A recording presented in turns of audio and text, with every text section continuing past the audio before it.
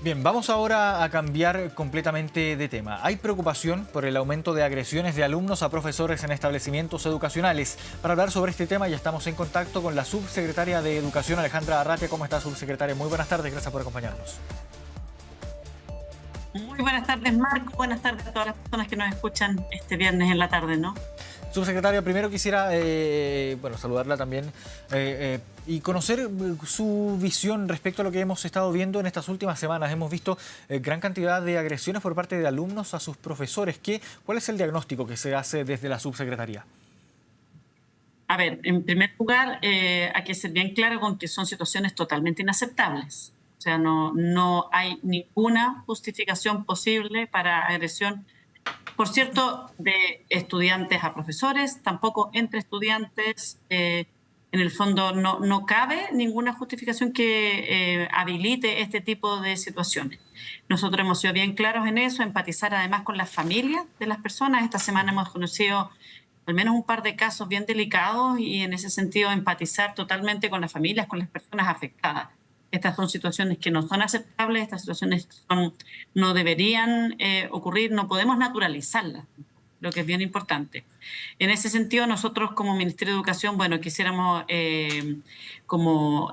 relevar el mensaje de la importancia de que podamos aprobar, tenemos un proyecto de ley que está en el Congreso, es un proyecto de ley sobre convivencia, buen trato y bienestar en las comunidades educativas. Este proyecto lo presentamos el año pasado, donde también tuvimos situaciones vinculadas a convivencia, situaciones de problemas de trato, ¿no? Y este proyecto se encuentra actualmente en segundo trámite. Ya fue aprobado en la comisión, bueno, tanto en la Comisión de Educación de la Cámara de Diputados y Diputadas como en la sala. Y ahora en esta va a estar en el Senado. Claro, Dígame. ¿qué elementos incorpora esta iniciativa que se presenta ahí ante el Congreso? Sí, va a ser, en el fondo, el proyecto nos permite que las comunidades educativas tengan, en el fondo, instrumentos más específicos para el sector educación, para poder evaluar, diagnosticar factores de riesgo, sobre todo pensando, por ejemplo, en la salud laboral del equipo educativo. Además, este proyecto hace, por ejemplo, que los establecimientos educacionales que no cuentan todavía con una persona encargada de convivencia tengan que tener una persona encargada de convivencia. Este es un tema que es bien importante que los establecimientos puedan tener, no tan solo una persona, sino que un equipo encargado que trabaje en estos temas, ¿no? Que son importantes.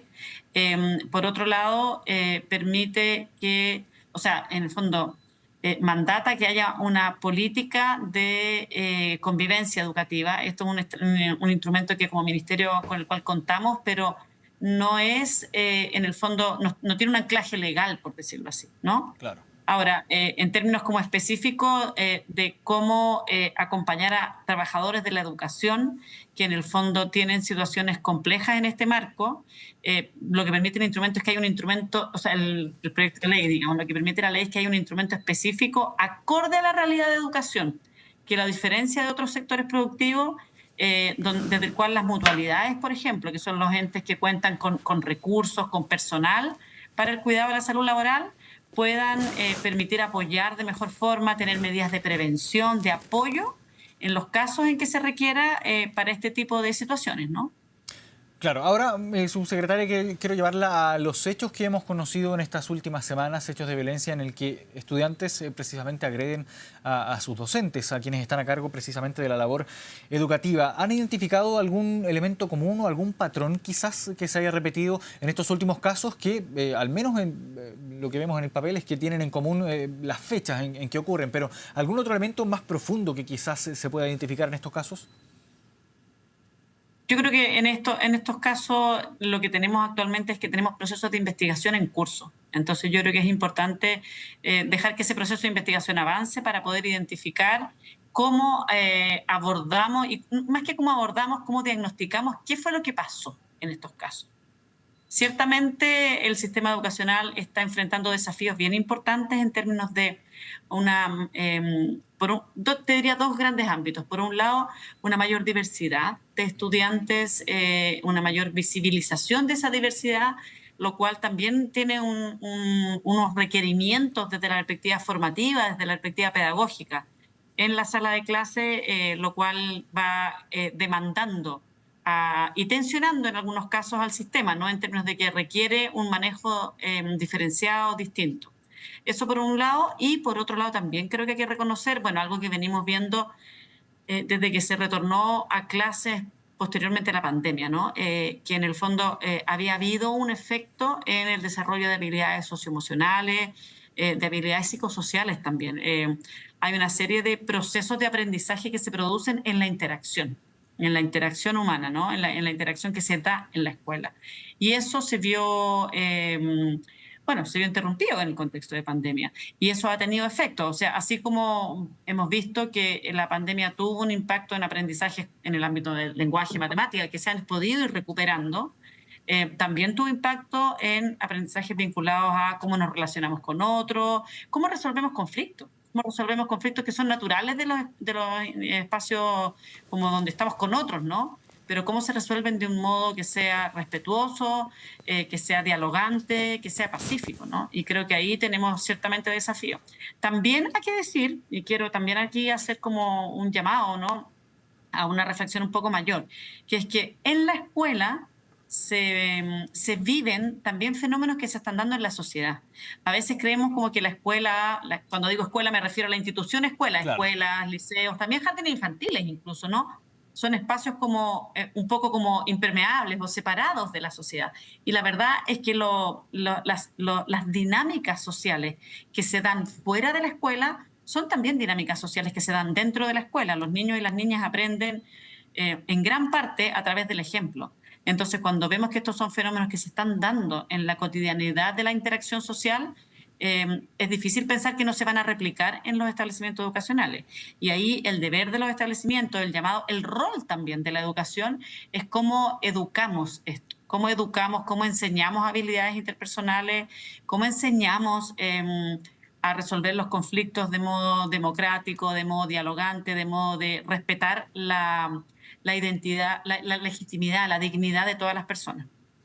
Claro, ahora volviendo a los elementos comunes que se identifican en estos casos y que usted nos mencionaba, subsecretaria, que claro, están en este momento en procesos de investigación porque ocurren recientemente y se debe esclarecer finalmente las causas y todos los elementos que rodean este tipo de situaciones. Pero usted mencionaba también la diversidad. ¿A qué tipo de diversidad se refiere? ¿Sexo genérica, de neurodivergencias probablemente, de niveles socioeconómicos, niveles sociales quizás? ¿Cuál es la diversidad que influye aquí en este, o que incide más bien en estos casos? No, yo no creo que haya como una causalidad en términos de una diversidad y lo que pasa en la escuela, lo que la evidencia nos ha ido mostrando, y esto, ojo, pasa en el mundo, no solo en Chile, es que estamos de alguna manera en un momento que la escuela está pasando de un contexto en que se entendía, ¿no? Que la sala de clases era un espacio más o menos homogéneo, a entender que la sala de clases es un espacio bastante diverso. Desde ritmos de aprendizaje, hasta formas de aproximarse al aprendizaje, distinto, en el fondo, esta como imagen que teníamos antes, ¿no? De que el profesor o la profesora le enseña a un grupo que es más o menos homogéneo, es algo que la evidencia nos ha ido demostrando que no es así. Y eso entonces requiere un trabajo bien distinto que demanda adaptaciones en las estrategias pedagógicas, adaptaciones incluso en las estrategias de evaluación, en las estrategias de manejo pedagógico, ¿no? En las estrategias de enseñanza. Y eso ciertamente es una demanda importante para el sistema educativo.